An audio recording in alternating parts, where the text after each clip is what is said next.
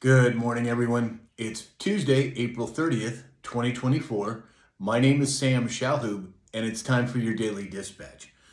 So, first up, we have The Hill came out with an article yesterday, and they said that Ukrainian troops have made a tactical retreat from 3 more villages as the Russian forces press forward across the eastern front line and take advantage of Kiev's exhausted military. There's a whole lot going on over there. I'm going to have a little more about this in the report a little later. 66% of Americans now disapprove of Bidenomics. The majority believe the economy is in poor condition. Now, this is a CNN poll saying that only 34% of the population approve and 66% disapprove. So in my opinion, those numbers are probably askew by at least 10%. Not good for what's taking place. 43% of small businesses were unable to pay their rent in full in April due to economic headwinds. That's the highest rent delinquency rate since March of 2021. This was according to Bloomberg. We all know the economy is in the dumper. We know that this Bidenomics is not working. And now it looks like the mainstream media is catching up with the narrative because they can't deny it anymore.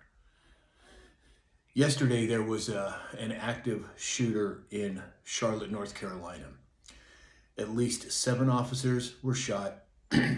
Tragically, apparently 3 of those have died, and the others that were shot were rushed to the hospital, and it looks like they're in stable condition. And apparently, the active shooter was killed as well.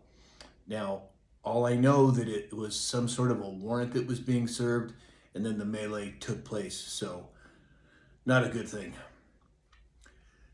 More about the Ukraine war. Retired Colonel Douglas Macgregor came out yesterday and he said, Ukraine is running out of soldiers at this point. Reports indicate that they are losing 500 to 800 people a day, and the Russian offensive has not even begun. The place is nearing collapse. Well, they sure are doing their best, meaning the forces that are behind Ukraine, to keep it going. What are they trying to hide there?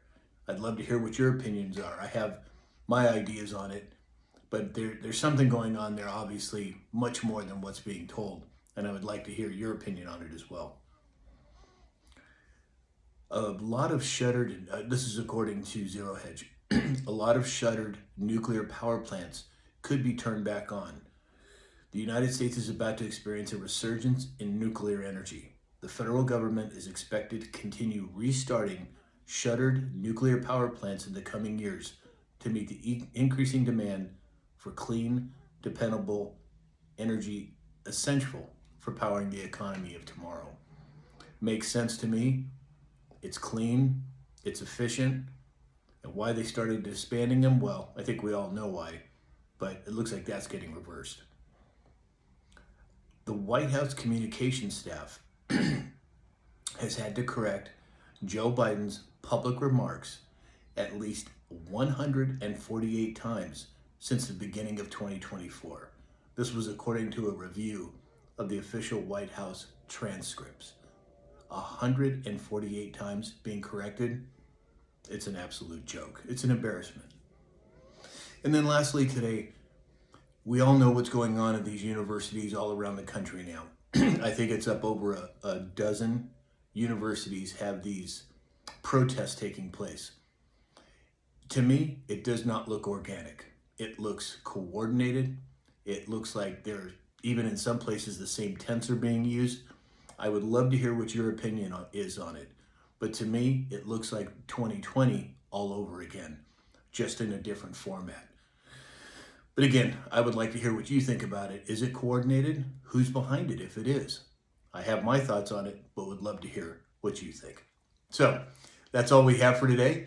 If you'd like to support this channel, go to mypillow.com, enter in the discount code SAM, and get up to 80% off of all of your purchases.